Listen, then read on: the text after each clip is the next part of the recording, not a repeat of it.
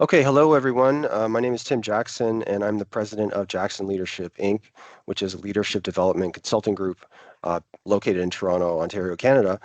I'm really excited to share that today I'm joined by Jack Hanratty. So now, if you watched the Summer Olympics last year in Paris, you may have heard his name before. At that point, he was the head coach of the Canadian national women's seven-a-side rugby team, which had an incredible run in the tournament and ended up winning a silver medal, which was the team's best ever result at the Olympics. And I had to say, watching the team progress as far as they did in the competition was one of the most inspiring and pride-evoking moments of the games for me. So they played with incredible grit and determination and resilience, and of course skill at their sport. Uh, as underdogs, they beat sort of the home country France in the quarterfinals. And then they went on to as underdogs again to beat Australia in the semifinal. And I have to say, watching that game against Australia was probably one of the most entertaining sporting matches I've ever witnessed, in part because the team rallied back from a 12-0 deficit to win. And if you've watched seven-a-side rugby, you know that the games are not that long, right? So if you fall behind, it can be a little bit perilous. But they pulled it off, and it was incredible to watch. I'm not going to say too much about Jack's background because in a second I'm going to ask him to share a little bit about some of the key milestones in his own career. So I think he'll share some of those details with us in a moment. But what I do want to say for now is that one of the reasons that I was so excited to interview Jack and why I'm grateful that he's decided to join me is because I wonder if some of his learnings about how to effectively coach and lead high performance athletes might transfer or transport into other high performance domains like leading and coaching in businesses or organizational settings. So, for example, if Jack has thoughts on how to give useful feedback to high performance athletes without making them upset, or if he has thoughts on how to transform a team culture in a high performance and high pressure sport domain, I kind of wonder if some of those principles might also work for leaders in high performance organizational settings. I think many of them will, and that's part of the reason why I'm really excited to learn more from him on how to lead and coach high performance in high performance settings. So, with that, Jack, thank you for being here. I'm really looking forward to the discussion and welcome. No, thanks, Tim. It's a really great topic, and honestly, hearing the even our run in Paris still gives me a little bit of the goosebumps. So I hope that feeling never goes away. Yeah, it gives me goosebumps still, and it was just such a moment that I think resonated with so many people, and I hope CBC will find those videos of all those matches and put them on YouTube so fans can continue to enjoy them. I'm actually thinking of writing CBC a quick email after this interview because I had some trouble finding those videos. But anyway, well, let's get started. So I wanted to start with a few warm-up questions, if that's okay with you. So um, first one is so you're originally born in Ireland, although now you've lived in Canada for quite some time and you're a Canadian citizen. I just wondered, what do you see as the biggest cultural difference between Ireland and Canada, and also the biggest cultural similarity between the two countries? Yeah, I think first of all, I'm very proud dual citizen. I think and I think this summer was a real moment for that, due to getting to the gold medal game and hearing the national anthem being played was kind of one of those moments that I have relived certainly since the games. In terms of cultural differences, I think both countries are pretty positive around the globe. So when you go Yeah. around and you say where you live or where you're from, and you get to say, well, I'm actually from Ireland, or I'm from Canada, or we're traveling from Canada, both are greeted incredibly positively, and Mm. both are greeted with very similar lines of I've been there or I'm dying to go, and usually give you an anecdote to do with one or the other country. And I don't know. I'm sure there's some other countries very similar to it, but in first greeting with people, I think it's two of the most fabulously powerful countries to say where you're from. So but they both have a pretty good brand. They have a good They global do, brand. I think, Yeah. and long may it continue. Okay, second warm-up question is, you've lived on the east coast of Canada in Halifax and also on the west coast of Canada in Victoria. So I'm just curious, how would you compare and contrast those two experiences and living in each of those two places? I think it's funny because it goes back to the part that I ignored on your first question, which is what are the differences Oh, between the sorry, culture? I skipped No, over that. but I'll go back to it because I Yeah. think it's the exact same to do with the East Coast and the West Coast. Okay. Because I think when you get on a flight from Dublin, where I'm from, and you're all the way through, I managed to although I spent a ton of time in St. John's, Newfoundland, I managed to miss that airport and land in Halifax, and that was Yeah. my first destination. And it is almost the perfect step into Canada from a Celtic nation. The Hmm. music is the same. Yeah. You're greeted very similar. The hospitality is amazing. I Yeah. think both from an Irish and an East Coast point of view, it's almost humor first. Like you'll be challenged and almost made fun of very early on in the East Coast and very early on in Ireland. Hmm. But it wouldn't very similar be in the West Coast. Humor would come later. So you would build the friendship first. And this is something that we'll talk about in leadership in a few minutes. But you build the friendship first before humor. And Interesting. the East Coast and in Ireland, I think it's humor first. And they see how you react. And that will almost be the cement blocks for your relationship moving forward.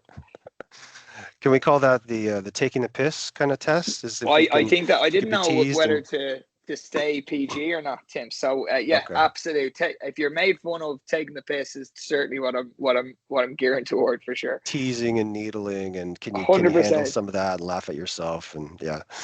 Okay, great. Thanks, Jack. Okay, and then the third and final warm-up question is, so you've lived in both Ottawa and Dublin. You live in Ottawa right now. Yeah, you've lived in Dublin and Dublin area. I'm just curious, which city gets more sunshine in the winter, or maybe put another way, which is the darkest in the wintertime? I think it's funny. Uh, Sun shines more in Ottawa. Okay. My God, is it cold? This is my second capital city lived in, so Dublin and then Ottawa. Yeah.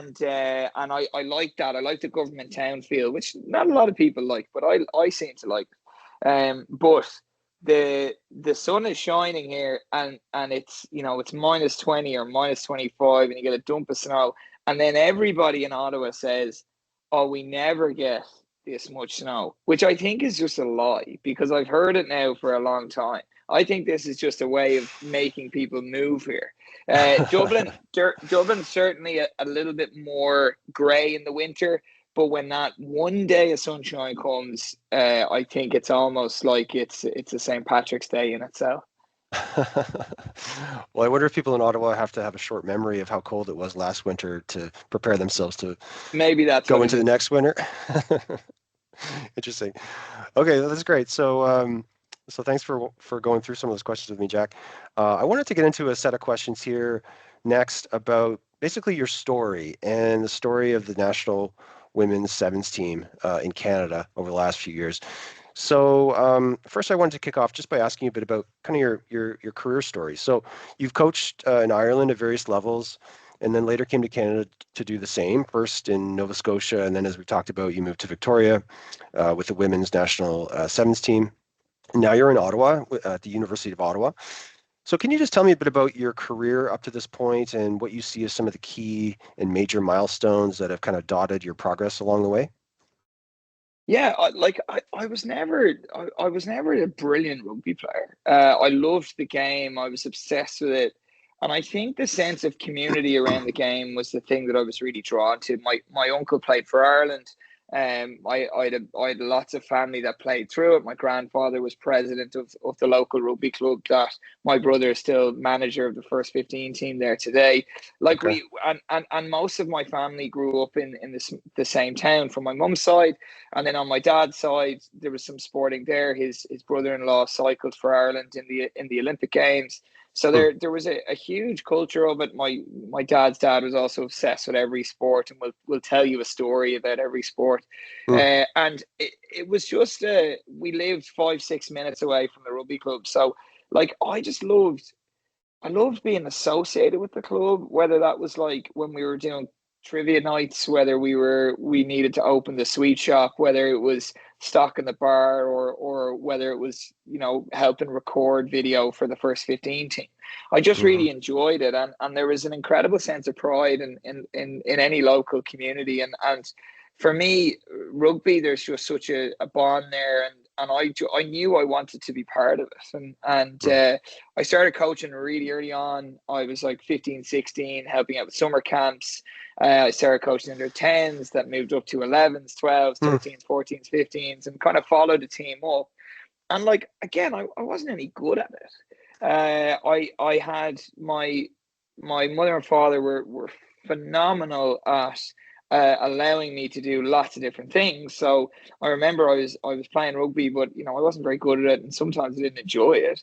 Hmm. Mum and dad drove me up to see the local community theatre, asked me if I'd want to do it, and dad certainly had been on stage before, so I was like, yeah, no, this looks good. So now I'm doing both of these things as a kid, where I was that drama kid that also played rugby and Gaelic football and all this sort of stuff. So that was like, I just loved how open they were, and how adaptable they were for my ups and downs, I'd say, as a teenager, allowed Hmm. me to kind of try everything. And it's one thing that I'm really, really thankful for them. And I think that's where my kind of coaching, like through my drama background, which for a while, when you're involved in sport, and especially this physical sport in the early 2000s in Ireland, you didn't really like share with everybody that you were also this guy who liked being on stage. Yeah. Like it wasn't aligned. And even still, when you tell the story, or when someone asks you about like your other hobbies or passions, it's not really aligned. But the more Mm. I think about it, the more I think that defined me as a coach, and wanting to be a coach is the art of learning how to public speak, the art of Mm. learning how to, and this is, I think, the biggest one, how to tell a story, and how to Hmm. get people to buy into it. And for years and years, I had been chasing around, looking, doing coffee meetings, Zoom meetings, to find a coach that reminded me of myself, Hmm. and I never did. And then I remember someone saying to me, why are you looking for somebody that's already done it? Like, why don't you just do it your own kind of way? Hmm. And I think that's only in the last few years I've enjoyed that. I had the chance when I was 18. I went to interview for a position in a university, on a university course, which was it was a brand new course, with business, and rugby. So essentially, you could become a coach, and learn more about the game, do coaching courses, and also get some stuff of business. And Hmm. I thought I was a brilliant candidate, and my resume was excellent because I'd been coaching since I was a early 15. teenager. Yeah, Yeah. and I didn't get it, and I was really, really took a hit, because I was like, what more could I have done to get this?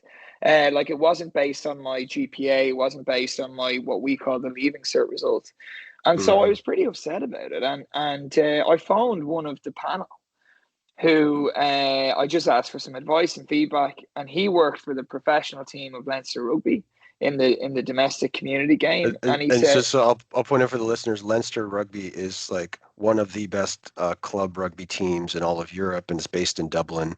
Very, very um, high performance group, high performance organization, very successful. So sorry, I just want to yeah, point that out. and I'd almost, I used to define it as like it's like the Maple Leafs, Yeah. but I mean, we have probably more Stanley Cups in recent years as Leinster, so I've more maybe said it's like the Raptors. So that's been an easier way, or the Blue Jays might be a bit easier. Sure. Uh, and for me then, I got the opportunity to. He was brilliant, and I had some people in my corner, all the way through, which was amazing, and people just giving me opportunities when likely I A, maybe didn't deserve them, and B, uh like almost that bluffer capacity, which we talk about a lot in business as well. And he said to me, "Give me 2 weeks." And 2 weeks later, I phoned him again. He said, "Give me another 2 weeks." Gave him another 2 weeks, and they said, "Would you come and interview for a job?" and that was to be a community development officer with Leinster Rugby, and I was able to. I went and interviewed for that, and I got it, and I was I was the youngest by a long shot, and in that job, you got the Irish Rugby Union car, you got the kit, and like, so when you're 18 and now you've got the car, the kit, and all this, it like that made you feel like, why would I ever, why would I ever leave this? Like, I'm going into schools, I'm promoting the game of rugby, and rugby was really, it was taking off in Ireland at that time. We were becoming kind of global superpowers at the time without really knowing it.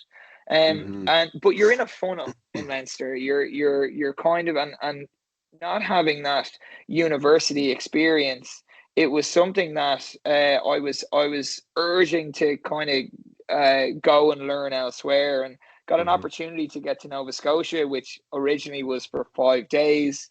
Then it went back, and I went back again for 3 months. Then I went back, and then suddenly I got offered the permanent job of technical director of Rugby Nova Scotia, and I took that in 2013. And honestly, I never looked back. My passion and stuff for rugby came from Skerries, where I'm from Leinster.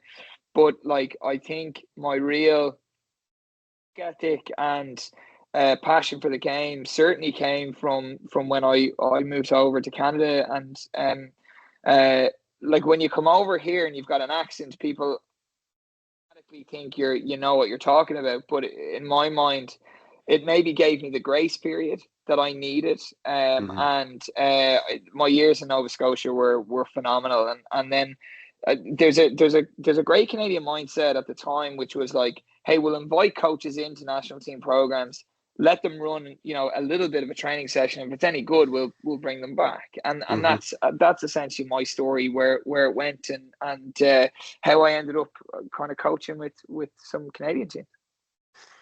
And so what was the progression from Nova Scotia to the national stage in Victoria? What was that step like? Right place at the right time. Okay.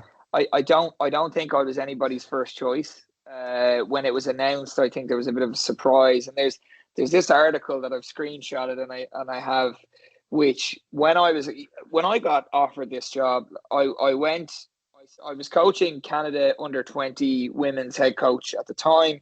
I had been helping out with the Canadian women's 15s as they were preparing for a World Cup. So sevens was really not really in my mind, but it was a bit of a fractured program, and they kind of needed somebody quickly. And I'd also been working with Canada men's, and then again, right place, right time, and willing. So I was offered the interim job from basically October to Christmas time, which would facilitate Dubai Sevens.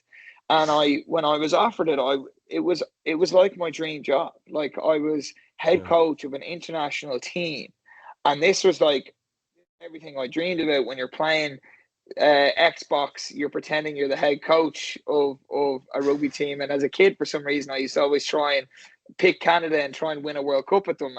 And like, it just became my reality became. Video game became reality, which was really cool. But the moment it was announced, I was, and this is kind of when I kind of fell out of love with social media. But I was sitting there waiting for the article to come out and my announcement. But like, it wasn't really greeted very well. Like, it was kind of like, okay, why? And that's very fair. Like, my resume wouldn't say that I would be the next person to lead this group to an Olympic medal, for sure. I've come up from the U20s, I've come from 15s, my sevens background wasn't huge.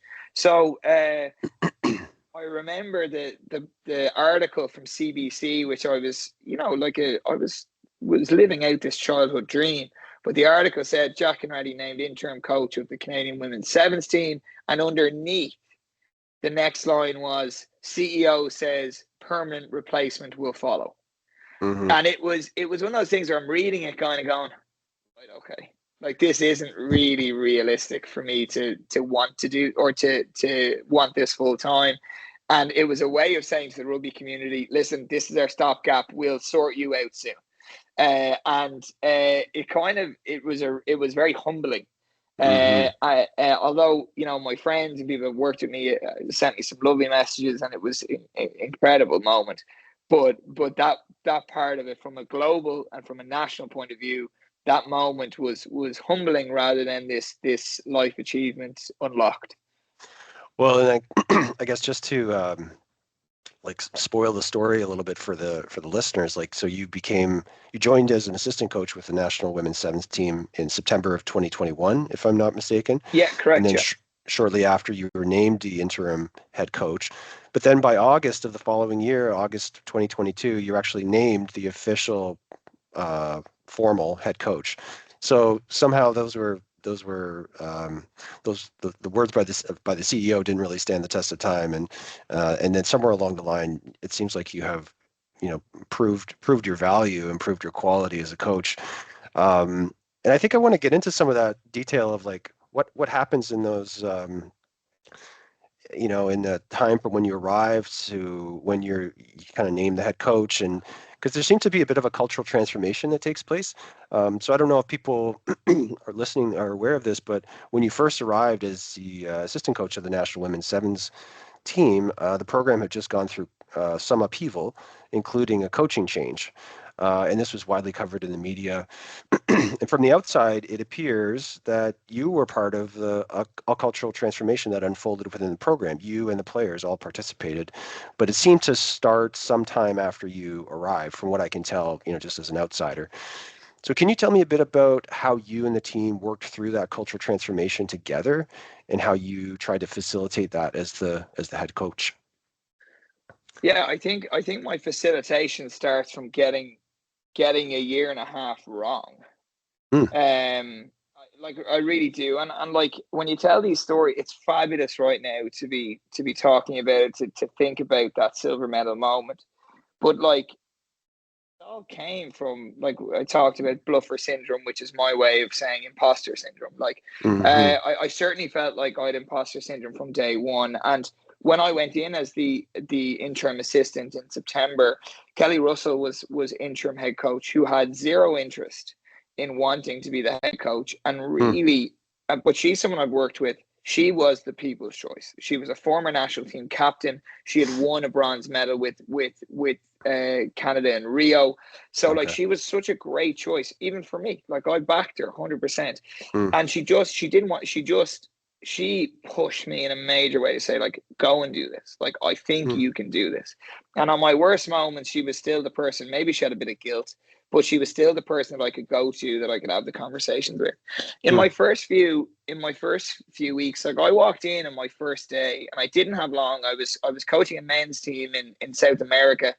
I flew straight into Nova Scotia. I grabbed two suitcases and I left to be interim, to go get my Airbnb in the same day. Landed from North America, grabbed two bags, flew to Victoria. And as I landed, I walked into the National Training Centre, which is an incredible place. The Al Sharon Centre, based out in Langford, British Columbia, is an amazing place. It is the dream. When I talk to you about living on a childhood dream, I walked in that day, head coach, and it reminded me of, I remember as a child I was infatuated with fire stations, and I used to Hmm. walk in and just think, like, the bright colors, how everything was there, the fact that they Hmm. had their meals, their Hmm. pool tables, their everything. There was just, and everyone has that one thing. And I walked in, it was my fire station. Like, the Hmm. gym is incredible. The medical facility is amazing. Where the team meets, their kitchen facility, and I got my office. And I Hmm. walk into the head coach's office, and I'm like, what a dream! Again, humbled by going downstairs, and one of the players, I went over and said, "Hey, nice to meet you," and because we had never met officially, and one of the athletes said, "What was your name?" Hmm. And I was the head coach of the program, and I think there was a little bit of a game there for sure, Yeah. but again, humbling. And then in that moment, I remember thinking to myself, right, I got to be good here. I got to showcase my worth. And for the build up to Dubai, and then I kind of, as interim, I kept getting an extra couple of months, which I was more than happy to take on. Yeah. But I never admitted failure, which I should have. I never, I think the best thing that we did skipping 3 years later was getting people into a room and admitting to everybody, we don't know what we don't know. Control Mm-hmm. the controllables. These very systematic, very, very good business approaches. But when you're in the moment, it's like when you crash the car. Like if you ask me right now what you do in a car crash, I can tell you right now because I'm safely sitting in the basement. But Mm-hmm. if we're driving and we crash the car and your heart's racing and you're in the moment of battle, it's not as easy to know the step-by-step process of what you do or that airplane going down. Like we Mm-hmm. hear it every time, but will we put our mask on first? And Mm-hmm. those are the things that I think about a lot. And in those moments, I felt like I was living on the edge the entire time. I was trying to prove to everybody that I deserved to be there, rather than saying, "Hold on, I'm actually okay at."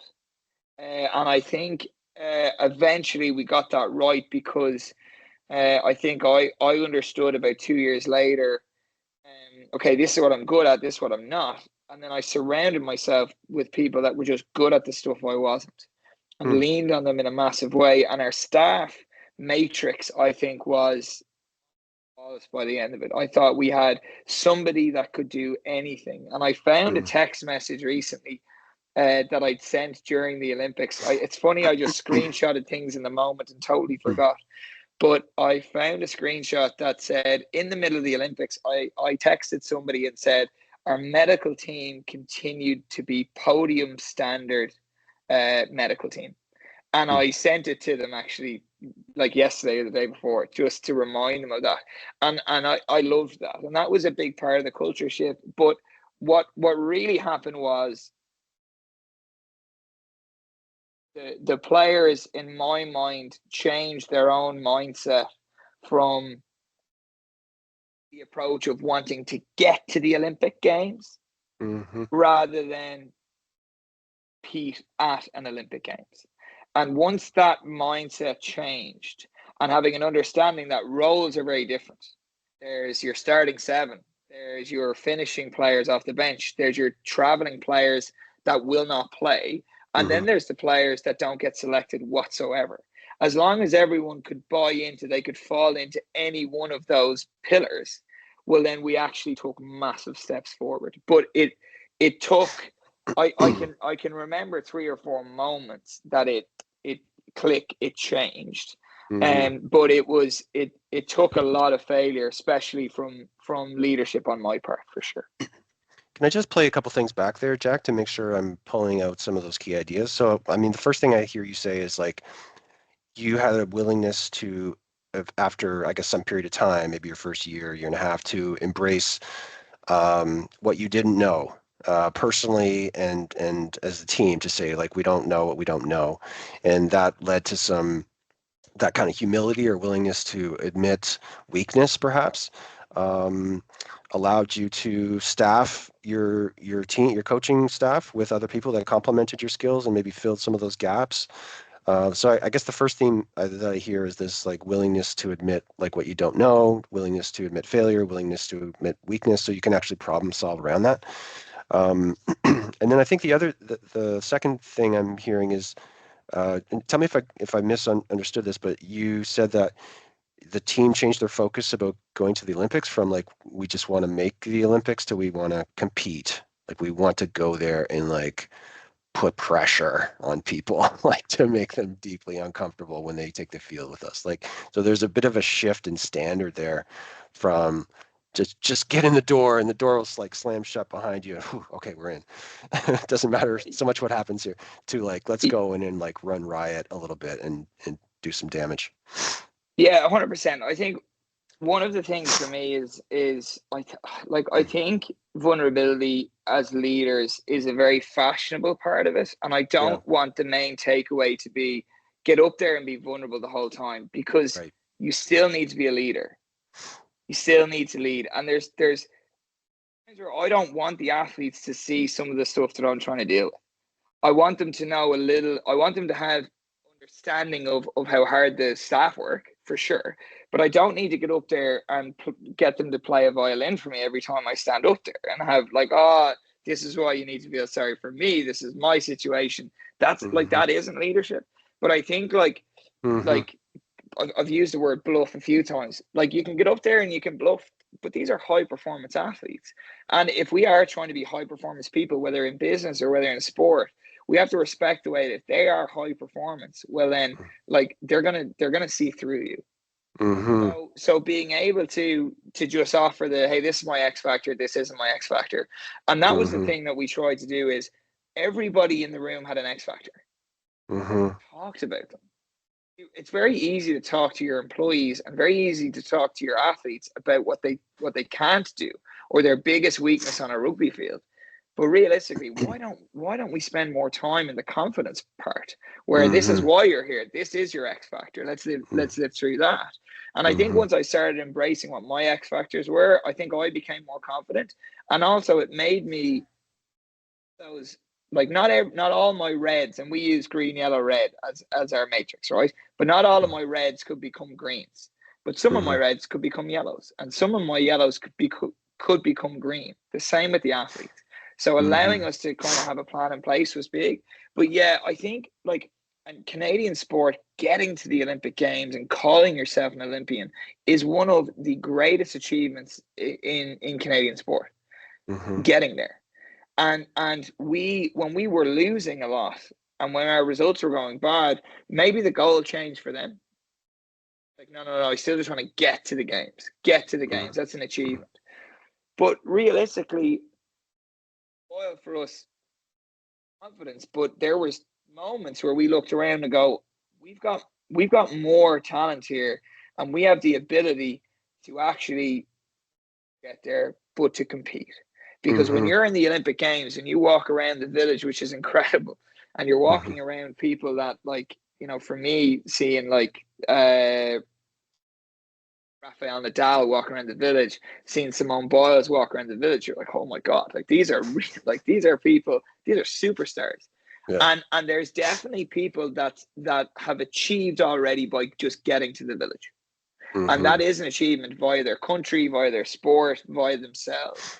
But we had decided as a group that wasn't what we were trying to do. We were trying to compete, and we set ourselves a target, which was comical at the time. A year out from the Olympic Games, we said we want to win the gold medal. We want to be Olympic champions, and I had to have other coaches convince me that because I said let's get the bronze. We can get the bronze, but if you get to the final and someone then misses a tackle in the last second and scores, and now you finish fourth, is that failure? If Mm-hmm. someone hits the post with the conversion and it's missed by the opposition and now we have bronze, is that success? So we kind of, my thing when I coach kicking is aim small, miss small. So Mm-hmm. aim for something, and if you miss smaller, but still actually might be successful. So essentially, we've sit here with the greatest achievement that the Canadian women's sevens team have ever had in a silver medal, but we actually failed with our main target, Mm-hmm.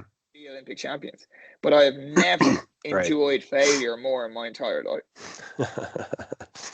Right. It's a great example of how setting a really difficult goal, um, if you fail at that, you still may go much further than you ever dreamed, right? Or that you thought you would, or that you have in the past.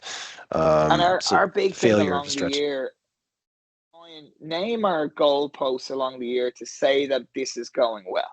What Yeah. are they?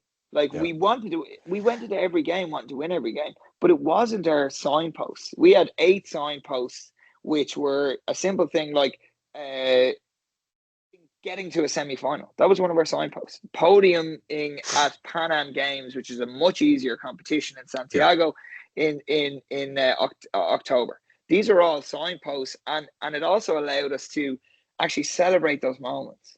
Mm-hmm. Don't just look past. No, it's all about Olympics, Olympics, Olympics. Because if it's only about that one goal, and you do trip up, you do get injured, then you're not enjoying anything. So we Mm-hmm. named our signposts and we made sure that we celebrated them along the way. Okay, I would want to label a couple things for the audience here because I think you've hit on some interesting ideas. So one thing I'm hearing is that honesty and authenticity that you expressed as a coach, you felt like that really worked for you. It's not exactly vulnerability because you can't get up as a leader and just complain about all your problems and share your deepest, darkest secrets, right? It's not that, but there's an honesty about what my strengths and what my weaknesses are, what our strengths, what our weaknesses are, a willingness to be authentic with people. That seems to have worked really well for you.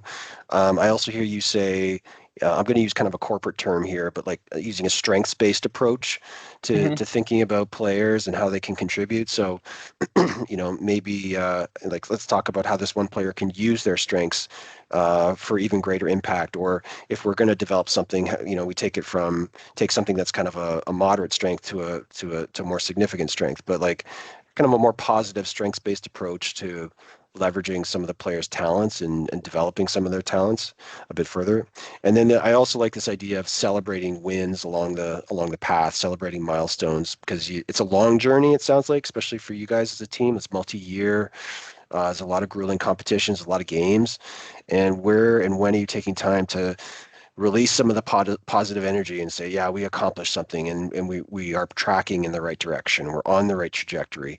And let's just take a moment to kind of recognize that and feel energized by that. Um, Can I ask you one more thing about this cultural transformation, Jack? So, Yeah. in a previous conversation, you had talked to me about how the transformation included creating what you called a list of agreed upon behaviors within the team. And I think this is an idea that might be relatable to a lot of leaders in organizations who often try to do the same things with their teams. I've seen lots of, offsites over the years where this is a key objective for the gathering. So can you tell me a bit about that part of the story and how you went about creating these agreed upon behaviors? Yeah, I wasn't I knew what I liked and I knew what I didn't as a leader. And I would get annoyed. I don't know whether I would um I gave like I would get annoyed at the athletes for doing things, but I never told them that I didn't like them. And they were very particular to me. So like for instance, coaches, I hate when a coach has a coffee on the field. I feel like from a body language point of view that you're a little bit disengaged. But Mm-hmm. that's me. That is my philosophy. I like when everyone wears the same kit. Mm-hmm. Okay, but is that big a deal? And am I now getting annoyed at people? But I've never told them why. And Mm-hmm. I think there was clearly some behaviors that weren't good enough, but I didn't have like a disciplinary action of I could say to them, hey, don't do that. But like what are the consequences? It's like it's like being like a teacher, or it's like being leader of a family. Like if there is no consequences, are they really going to learn? And so we kind of went a Mm-hmm. little bit took a step back and almost made it high school-esque. So like we agree, first of all we set our target, which was to win a gold medal, and then our behaviors became known as our gold medal behaviors. And Mm-hmm. we didn't decide them as a staff, but we got into a room and talked about it. One of my pet peeves is people in a room during a meeting on their phone, but they're writing notes. That's Mm-hmm. how I write notes. So why would I make them have a notebook? I would never use a notebook. So why, Mm-hmm. for some reason, this image is in my head that to write notes you've got to have a paper and pen. So a lot of people were more active on their phone. They could review it a bit easier. They put it onto their online drive. Like it totally makes sense. So Mm-hmm. once we got into a room to talk about, hey, I would prefer if we do this, but then having a very comfortable environment for someone to go, actually, this is why I do that. Okay, great. Actually, okay. Well, let's have our behavior. So our behavior went. My behavior I wanted was everyone has to have a notebook and pen in a meeting. Mm-hmm. But after deliberation, conversation, that changed to, hey, everyone's got to have something that they can review their notes on. Mm-hmm. And they told us what it was. I use an iPad, laptop, phone, notebook, whatever it is. And then but the gold medal behavior is if you said your phone is how you use it, or your iPad is 100% how you take notes, and then suddenly you arrive into a meeting with a scrap of paper and a borrowed pen. Well, that's not a gold medal behavior. Mm-hmm. Now we have the common language to have that conversation with, and suddenly Mm-hmm. now expectations. Once we had those behaviors and understandings, expectations became a lot easier. But we did have a disciplinary action. Like we had a verbal warning, we have a written warning, which was a removal of service, so you don't train. Mm-hmm. Or if you're late for physio, more than once, you've now a removal of service. Mm-hmm. And then the third one is removing from the environment pending review. Mm-hmm. We never got to number three, but let me tell you, before got to 4 and 5 strikes. We just didn't have the system in place to allow it to be fair for all parties. Mm-hmm. And that took time. And it's certainly, I'm not sitting here going, look at my idea, this is great. This all came in internally, and I could point at each staff member or each athlete that helped facilitate this and help bring this to fruition. So it sounds like you took something which on the surface sounds a bit squishy and subjective, which is, well, let's talk about our agreed upon behaviors, or, well, I like your term better, gold medal behaviors. But then it seems like once you crystallize those gold medal behaviors, you got people to buy into them, and there was consensus around them. That allowed you to crystallize expectations and then to hold people accountable, like to create this accountability system, which kind of gained some traction and was functioning well in terms of guiding people in the right direction. So it kind of went from like, let's talk about some different people's subjective perspectives on which behaviors, and to use a notebook versus a iPad versus a phone, but then it kind of all crystallized into something very hard and concrete and practical, which is this accountability system, which again sounds like it was quite effective for you guys.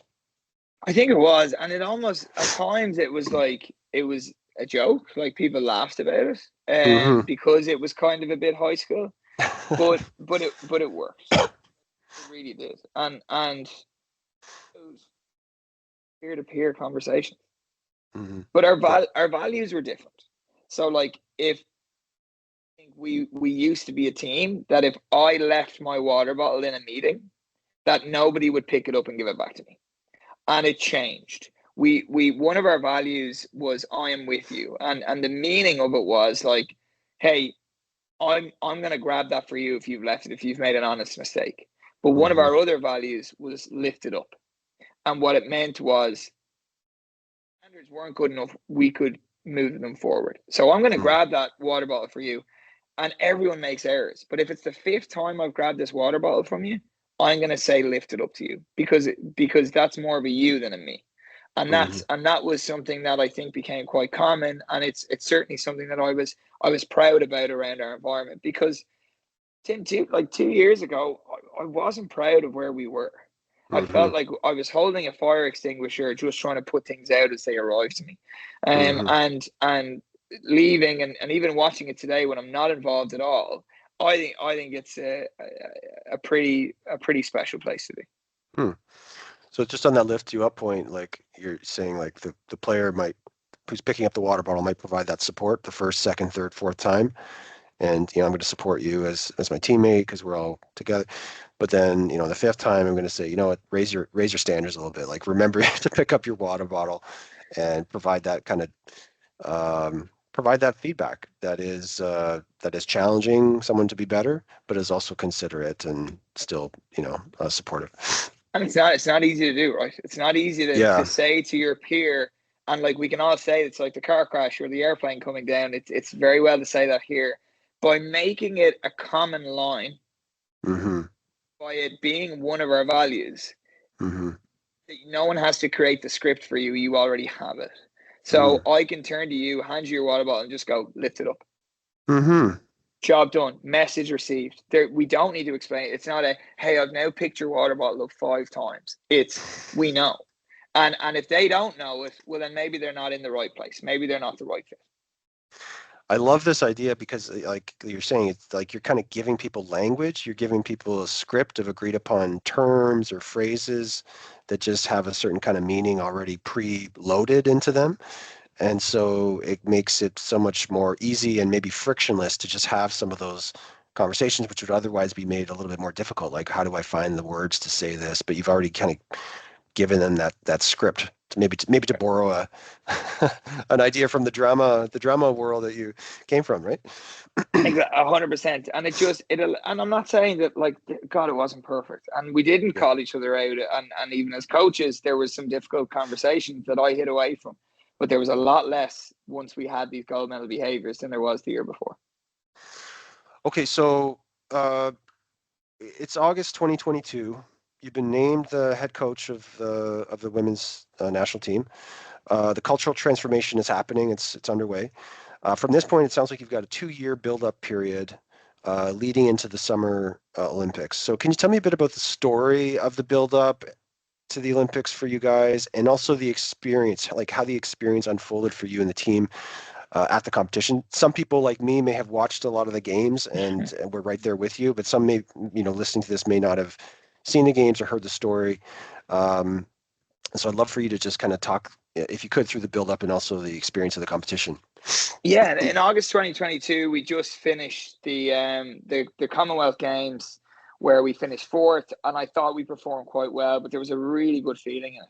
Then in August, so that was July. Then in August, we went to the Sevens World Cup, and we lost by 50 points to Fiji, who we would go on to play in the Olympics. That was not for just play, but you played well. So yeah, we we'll did. leave that for Yeah, now. we ended up getting to the quarterfinals of the Rugby World Cups, the sevens.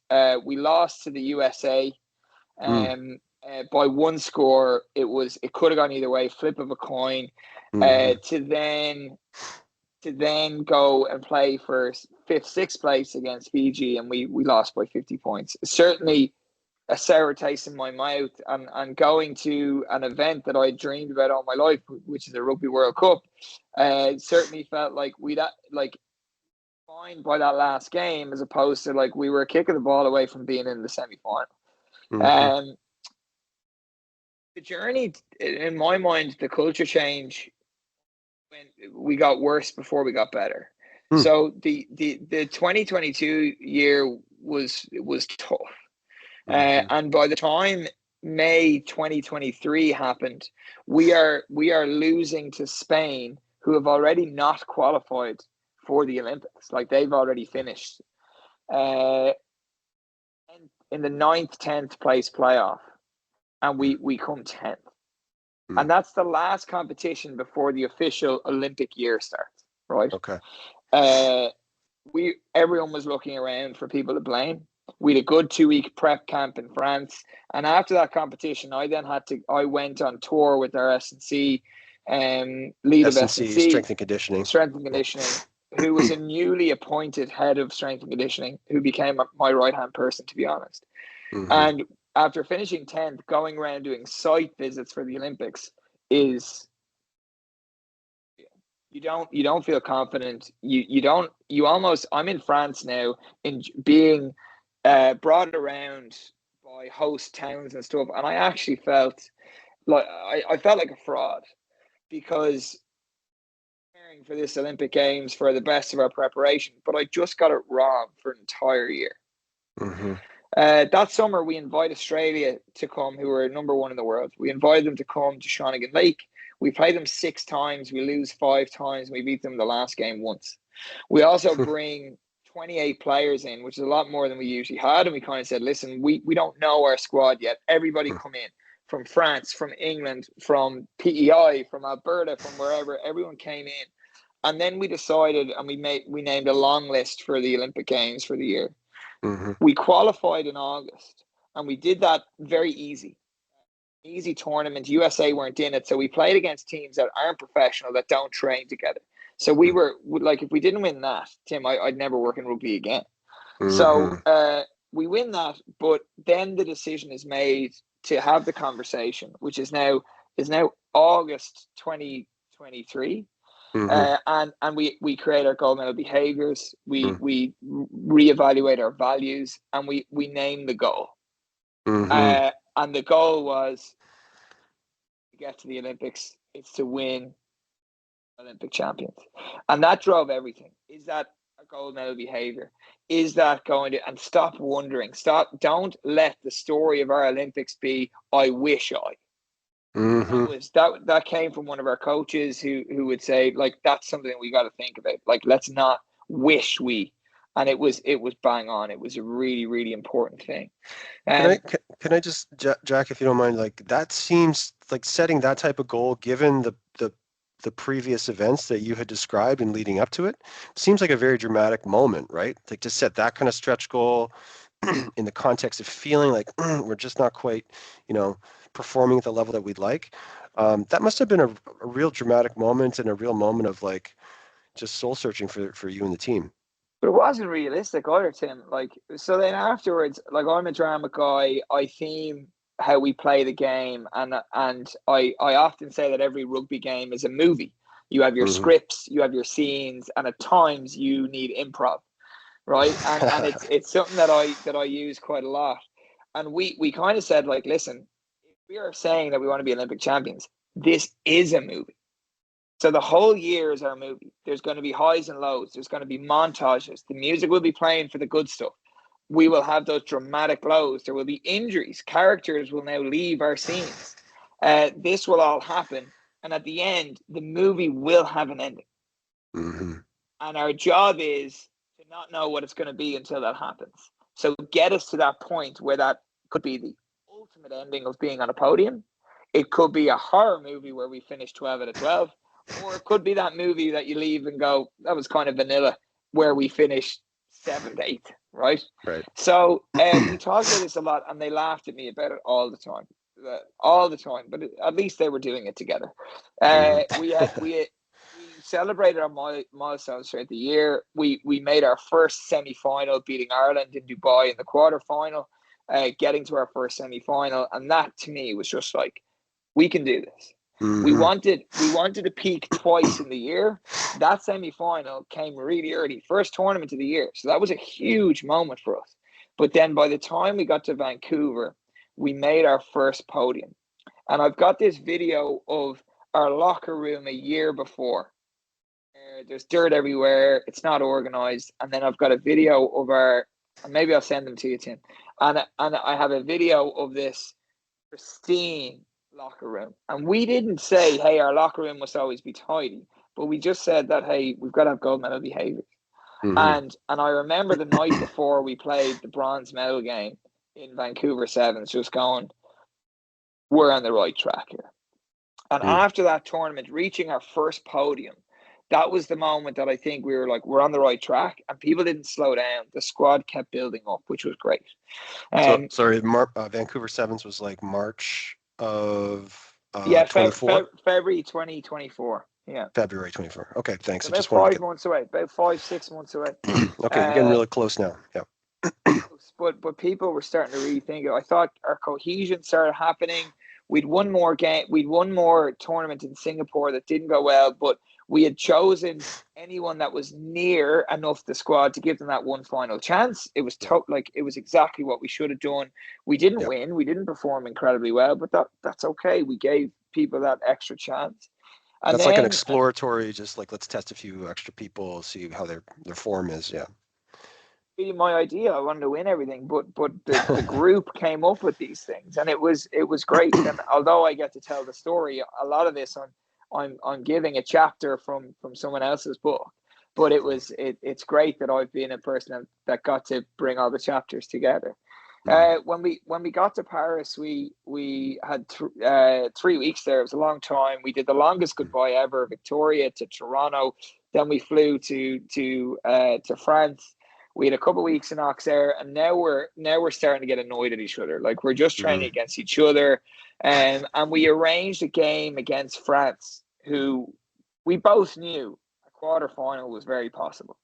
Mm-hmm. Drove up to Marcoussis, which is a beautiful facility in Paris, and we played them once, and they hammered us.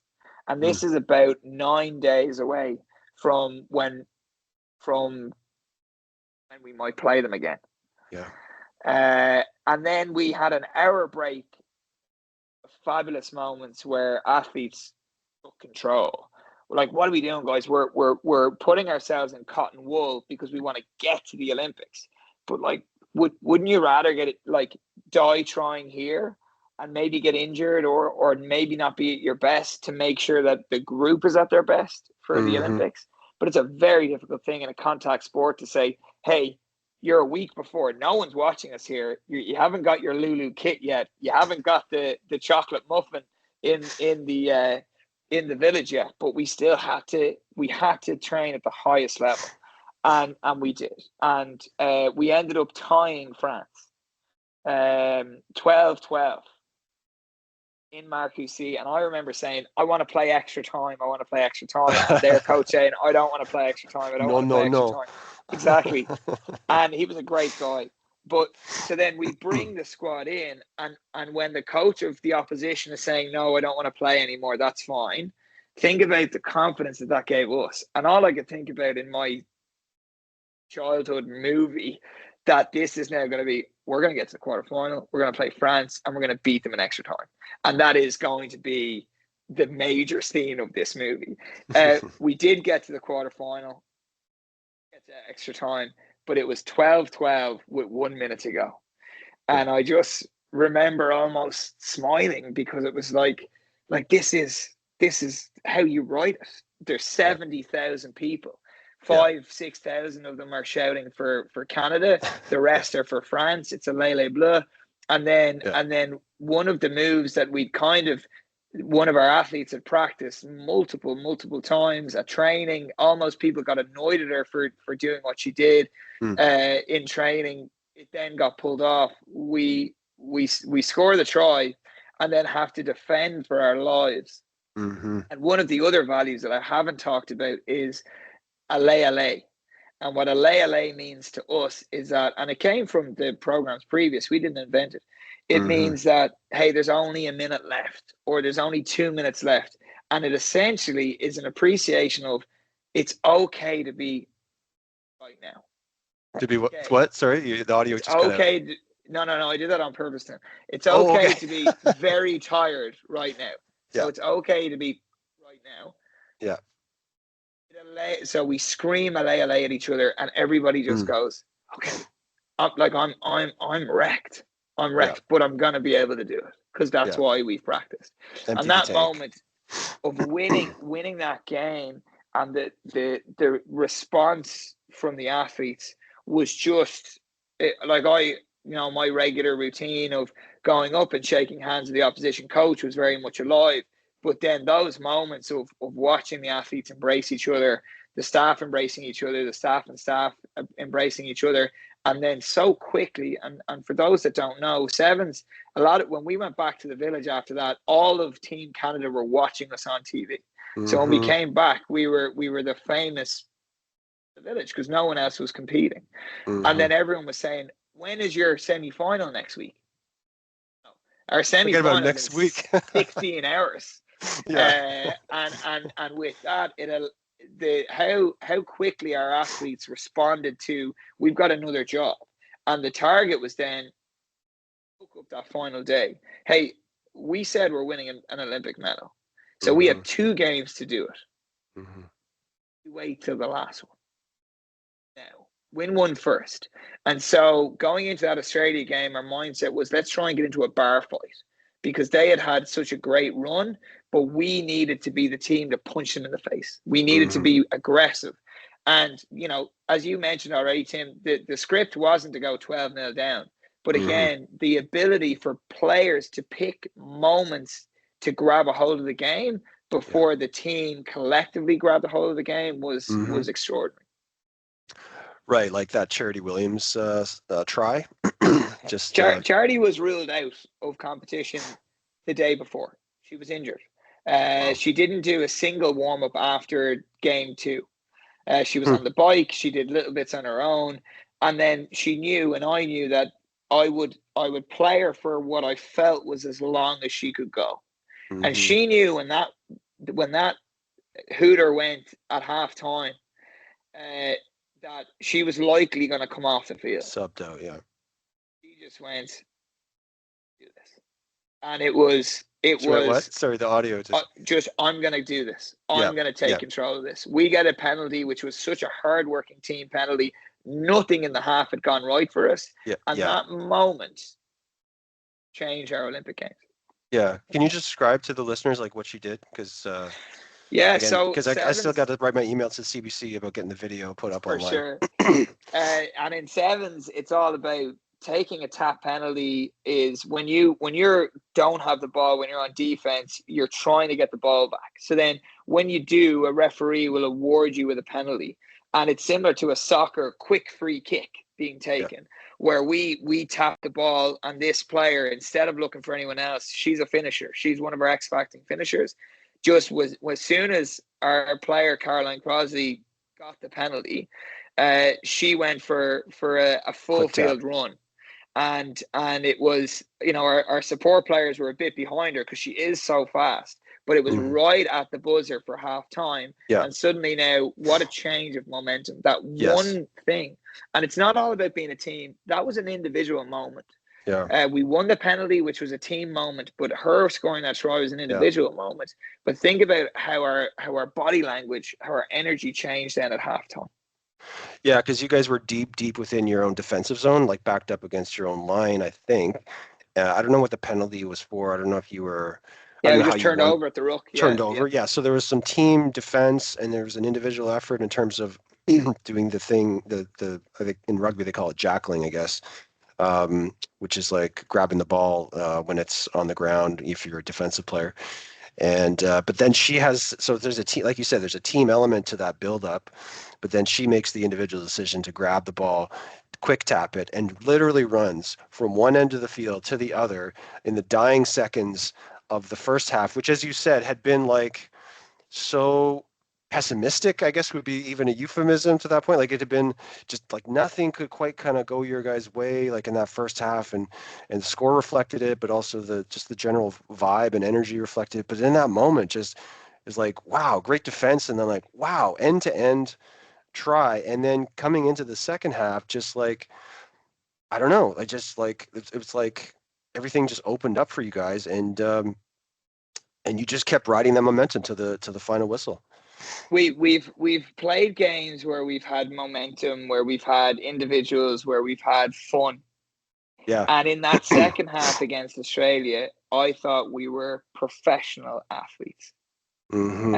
I thought everybody played to their best of their ability, but it was probably one of the most collective team 7 minutes we ever had. Australia, who had not conceded hardly any points during the rest of the tournament, Mm-hmm. who were seen as like we were completely written off for that semi-final. Our big game was France, and we had Mm-hmm. done it. We had already Mm-hmm. peaked.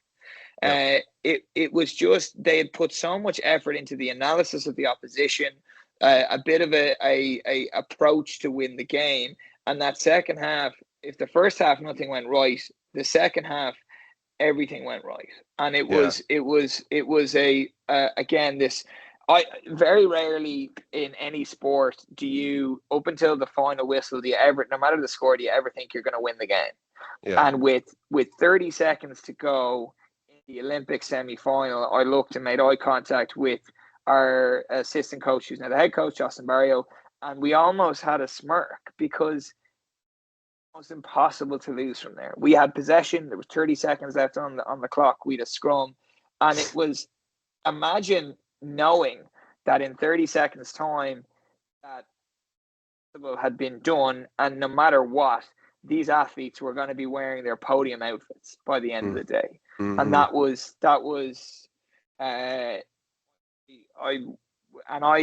I've screen grabbed all the games, so it's in a Google Drive for me. So I certainly go back and watch those moments because you can watch every corner differently at each time.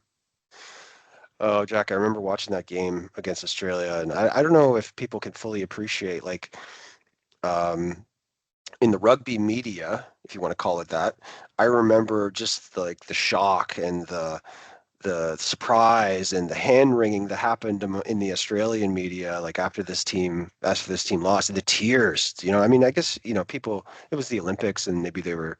Um, they had envisioned winning a gold or silver medal and progressing on, but just the sense of tragedy around the Australian team and players when they lost and the sadness that they felt, it was so intense, and the euphoria for you guys was so high and so intense in the other direction. But Jack, I remember watching that game, and we didn't really know each other that well. We had met back in March of 2024 briefly, and communicated a little bit over email. But then I watched you on TV and the team going through that game, and I just, oh wow, like heart attack city. Like how are you not having a heart attack watching this game?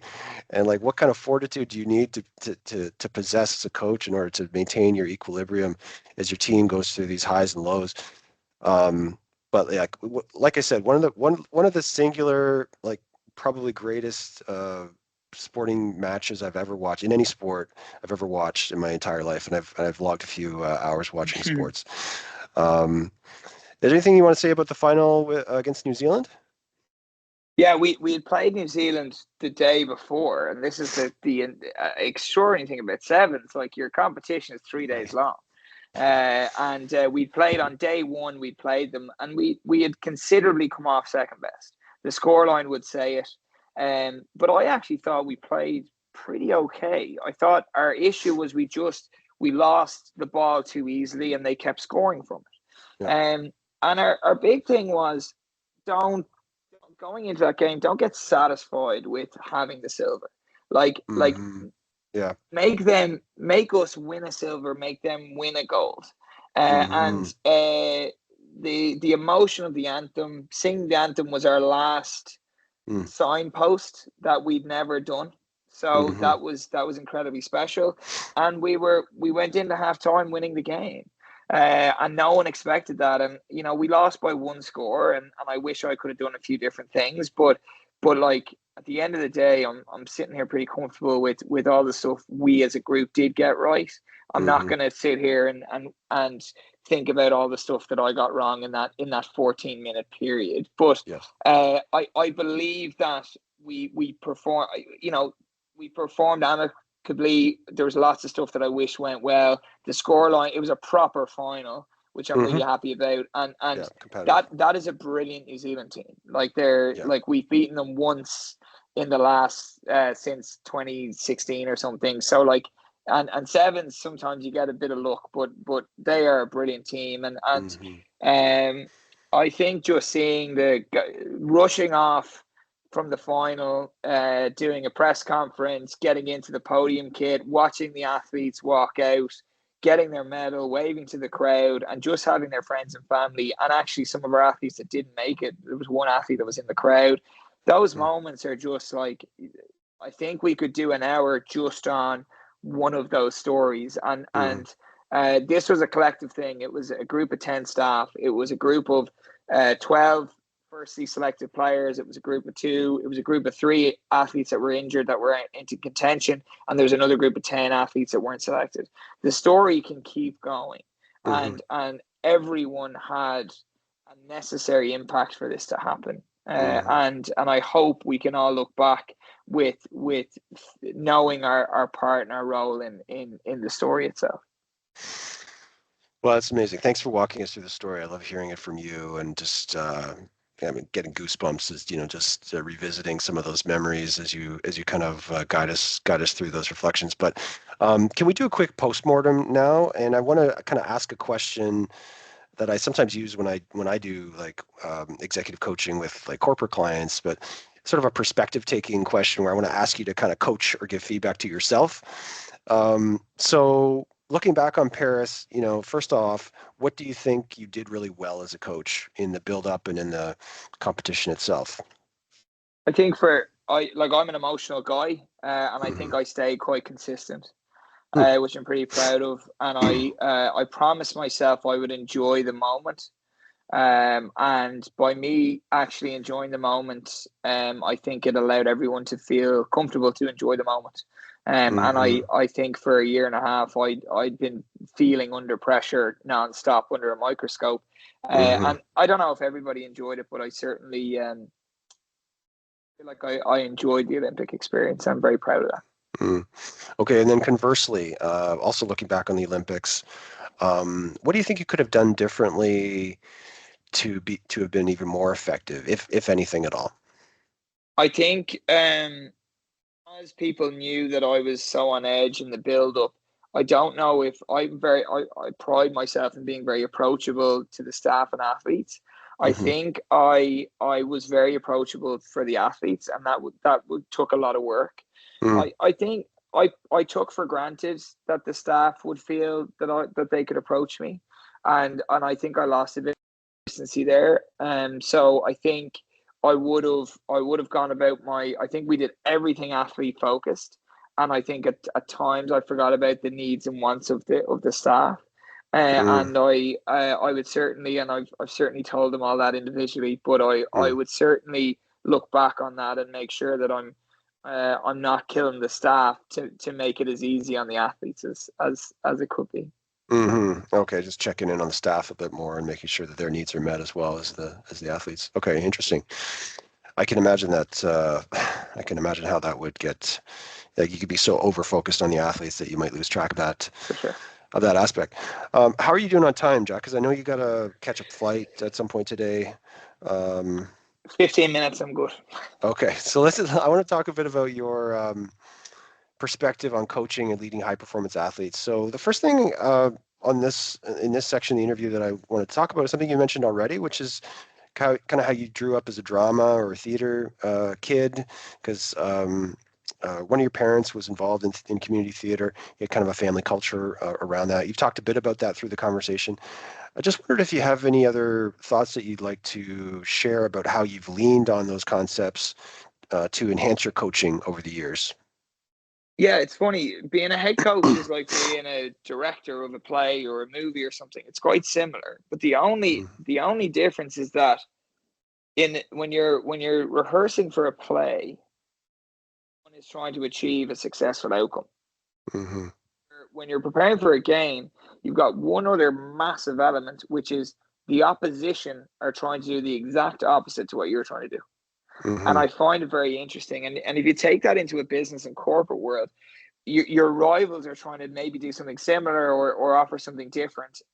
But I think the drama world allowed me to kind of look at that individual performance thing. Like your team, the play might be amazing, but the individual could still give off an individual performance, and that also is a good thing. But also maybe it takes away from the sense of teamwork around it, like an appreciation of the greater goal. Is the goal for you to have a good performance as an actor, or is the Mm-hmm. goal for the show to be at its best? I The think collective. that's yeah.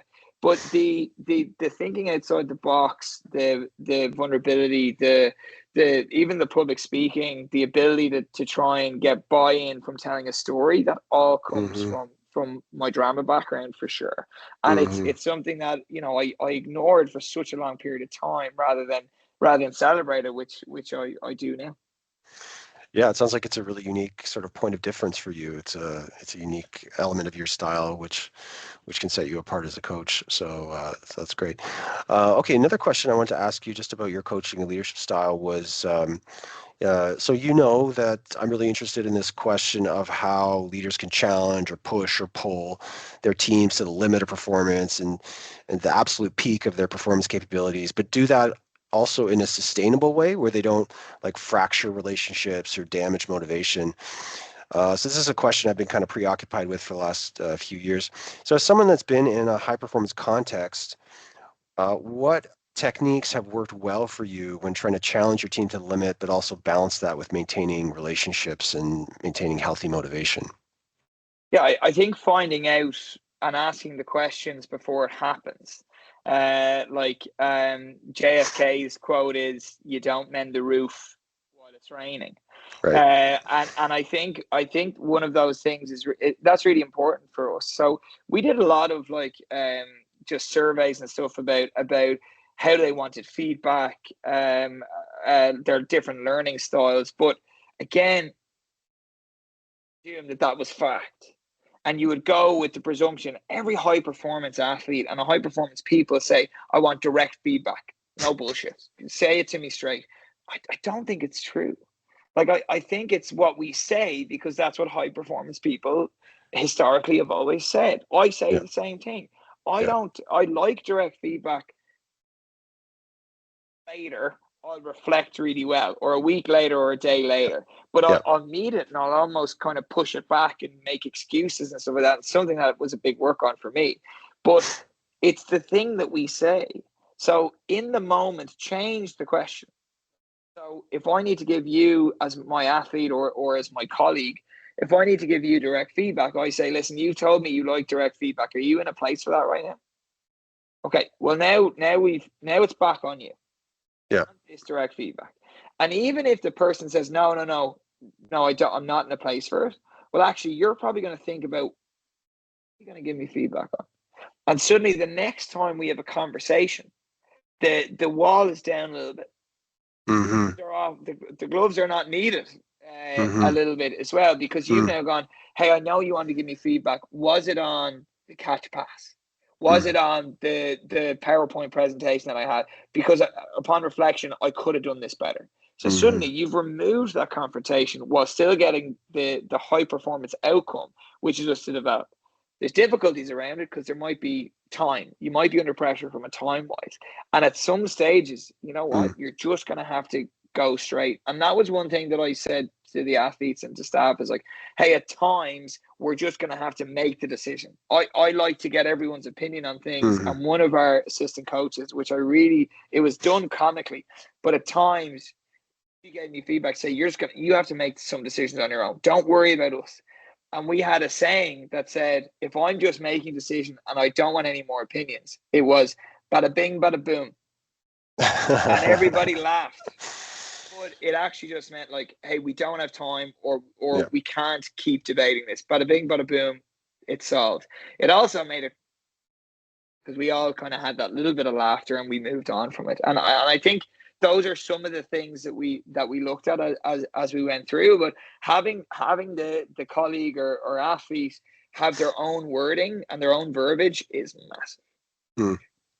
Sorry, can I just build on something you were saying about the feedback there? Like, it sounds to me like like one thing that's interesting there is you're asking permission to give feedback. It's like there's sort of like an approach. There's an approach that takes place where you approach the athlete about the feedback, and you're kind of seeking their permission and consent to provide that Yeah, feedback. And so I thought that was interesting because seeking permission or sort of getting into the permission structure is something that I've heard other people talk about as important when trying to challenge people for high performance. Is like if you have permission to challenge, you can challenge like crazy. Like you can yeah, really for push sure. it to limit. But this also reminds me of another conversation we had where you said that like for one of your players who was a very good player, like one time you approached her and you say, yeah, can I give you some feedback? No, no, not right now. Like, no. But then she didn't come back to you and say, now's a good time. So the clock ticked by, and then you went eventually sought her out and said, okay, like, look, you said I wasn't going to, you need some time. You weren't ready for the feedback. Fine, but when am I going to be able to give you the feedback? Right. So you had some kind of follow up there, which I thought was really brilliant. Like Yeah, you, we you ran kept out of pursuing it. time, Tim. We ran out of time. It was like, Yeah. it was no, not during training. Okay. So it was after training. I'm not in a mindset to receive it right now. Okay. So it was before the next training session. I don't want to be overthinking it. Well, actually, no other time. Mm-hmm. So I need to be my best. I need to give you this information. To be our team's best, you need to receive that information. And to Mm-hmm. be at your best, you need to know where we need to align. Mm-hmm. And again, comical stuff. And it's a great way of like, suddenly now then the athlete's going, oh yeah, I haven't given you a place. So suddenly now you've deneutralized what Mm-hmm. could be that trouble. Could I also ask you to comment on something else you told me in a previous conversation when we were talking about this question, which was around helping other people like think about what's the worst that can happen. Yeah. It seems like that's a technique that's worked well for you, and it really resonated with me when I heard about it. Yeah, and it's a technique that, like all of these things, it's not as if I'm sitting here and I've read one book and I became a leader. It's just this is the leader that I am now because of these incredible people that I had Yeah. that I got to work with. And one of them who had struggled a lot with her own self-confidence, with deselection before, Mm. was really nervous and was in her own head before we got there. And 2 days out, we're having a conversation and say like, and I remember I just threw out something like, honestly, what is the worst that can happen? And it's Hmm. like, we could come last. Yeah, yeah, no, that sucks. But like, you're still an Olympian, and like, Hmm. you're still a person that had a bronze medal in Vancouver Sevens. You're still someone that had a silver medal in the Pan Am Games. Like, Hmm. is that and an Olympian? Like that's still pretty Yeah. good. And we also made it quite fun. And I said, listen, if we get gold, you guys are special. If we Mm. come 12th, Jack Hanratty is a terrible coach. And that almost made it a bit comical as well. And I think the Yeah. big thing for me, Tim, was that sometimes we ignore the worst that can happen. But Hmm. actually it happen mightn't be that bad. But Yeah. because we're so scared of thinking about it, we almost build it up to being so much worse than it actually might be. And that Hmm. was a good moment for us. Everyone just kind of relaxed a bit.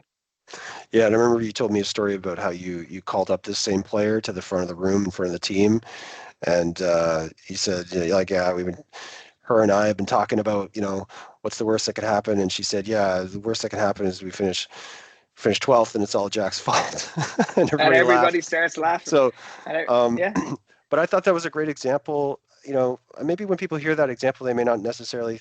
The first thing they may not think about is, or the first thing they think about may not be challenging to the limit of performance, but it seems like for me, in that moment, you took that player who was over focused on the negative and the downside and the risk, and you kind of pivoted, you helped her to pivot her attention more towards away from that and to free it up to think about other things, right? By thinking about what's the worst that could happen and realizing that the worst is not so bad and you can actually live a good life after that, even if the worst takes place, kind of frees up all this energy to say, okay, now what am I going to focus on to kind of pursue that gold medal ambition that we all have. So I just thought it was a really interesting way to approach, challenging people and pushing people to higher performance. Last question I wanted to ask you about your coaching was just about dyslexia, actually. So you confided to me and you shared with me that you have dyslexia. And I found this really interesting, really resonant with me because my own father overcame challenges related to dyslexia in his own life. And also over the course of my life, I've heard of lots of examples of really successful entrepreneurs who have had dyslexia, like Richard Branson, and have been incredibly successful. So I was just wondering if you could share a little bit about how you think uh, this this condition actually helps you and facilitates your coaching. Like, if from a coaching standpoint, what's the silver lining of dyslexia, if any, for you, and how has it benefited you over the years? first of all, I think again, I was very embarrassed by this, and I think when I was in school, I almost felt like dyslexia was you were stupid. Like, and I Yeah. don't I don't mean to portray it in such a negative way, but that's honestly how it felt, and Mm-hmm. I almost hid away from it in a long way, and I would copy people's homework and do things because I felt it wasn't very natural. Um, I still hate it because I believe that I really want to be a person that I would enjoy sitting down reading a book uh, Mm-hmm. and learning from that. I've just about got on to the ability to have some some audiobooks, but even still I would go about them very differently. Like I could listen to something for 20 minutes and then go, "Oh, I haven't got any of that, and I need to go Mm-hmm. back again." Mm-hmm. Like I can't read my own handwriting, and like you're always in a position where things like that happen when you're at a conference and things are thrown up and it's just writing. It's like Mm-hmm. it is, I'll Mm-hmm. go bright red. I Yeah. remember going back and even though I really was proud of being an actor as a kid, when you're then called upon to read in front of the class, you're pretty nervous about it. Mm-hmm. My numbers and letters get jumbled up. My words itself, because spell check doesn't help me because I'll read a word and I'll think it's something else. And Mm-hmm. when people greet this, and we talked about this before, Tim, but when people greet this, they greet it with negativity because they think you're lazy or they think that you haven't read over your email or something like that. And Mm-hmm. and it's very powerful when you are upfront with it. Hey, Mm-hmm. boys, by the way, I'm dyslexic, so some of these words, and like I have spoken in front of hundreds of people at conferences, and I've had misspelled words, and people almost lose confidence in you. Kind of go like, okay, like what? Like this guy's hasn't even been like detailed enough to check over their work. Right. For me, everything became image based. So like a lot of people told me, hey, write your story about the Olympics or write your story about all this sort of stuff. And instead, instead of writing my story, I created PowerPoints, Mm-hmm. photographs, and Mm-hmm. it's to guide my storytelling. And Mm-hmm. that to me, and when we were theming this year of a movie, like that comes from a certain mindset, and because I'm an image based person, I'm a storyteller. A Mm-hmm. lot of that has come from maybe that inability to read and write from an early age, and right now it's dyslexia the X factor more than Mm. the hindrance. Although Mm-hmm. my life, I've been motivated by education. I now work. It's comical that I work in a third level institution right now, because it's one of the most scariest things I could ever think about. But one day I hope I can overcome it, and maybe get that next step of education that I've never had, and just do it in a very, very different way. Mm. Oh, that's fascinating. So it sounds like you feel like it's really helped you to build your storytelling skills and focus on visuals and not overload other people with text and data, right? Because that's not something that you're capable or you feel comfortable processing information that way, right? So it sounds like it's allowing you to be really accessible in terms of your communication style and your persuasion skills and influence skills as you work with athletes and work with other people and just even communicate your story to some of your public speaking audiences. Um, that's great, Jack. Thank you so much for the time today. I really appreciate it. I know that you're available for speaking engagements, as you just alluded to, where you're keen to kind of tell the story of the women's sevens team and your journey with them and the tremendous success that you had in Paris. How can people get in touch with you if they want to invite you to come speak to them or their group? Yeah, sure. I mean, it's been a great journey over the last little while, and honestly, to be able to share what sport can offer business, or what sport can offer sport, and what business can offer sport, I think is something that it almost feels like it's opened my eyes up to for my own development as well. So Hmm. I've never been more active on LinkedIn. So Jack Hanratty on LinkedIn, and Yep. then my email is jack.hanratty@gmail.com. And that's two R's Hanratty, or two two T's. T's. Sorry, two T's, one R. Got it. Okay, thanks, Jack. And I'll also just add that if people want to get in touch with me, you can find my contact info. Well, you can find me on LinkedIn as well, just like Jack. But you can also find my contact information at my website, www.jacksonleadership.com. And also, if you enjoy this interview and you'd be interested to sign up for my newsletter, where I publish original articles on a regular basis about leadership-related topics, you can go to www.timjacksonphd.com to sign up. And just a quick note that I don't use AI at all to write any of my articles. I just try to base them 100% on my own expertise. And so maybe that's good, maybe that's bad. I guess you can tell me if you have feedback about that. But Jack, I really appreciate your time. I know you're traveling today, so we've been able to squeeze this in. And I think you've been very generous in sharing your experiences throughout your career and also some of your coaching wisdom and knowledge. And it's been a really inspirational chat to kind of relive some of those memories of the Olympic Games. So thanks for sharing your story with me and also the audience. And I really appreciate this time together. Thanks a million. Okay. Thanks, Jack. And we'll catch up with you again soon. Yeah, cheers. Thanks, Tim. So, Bye. okay. Bye.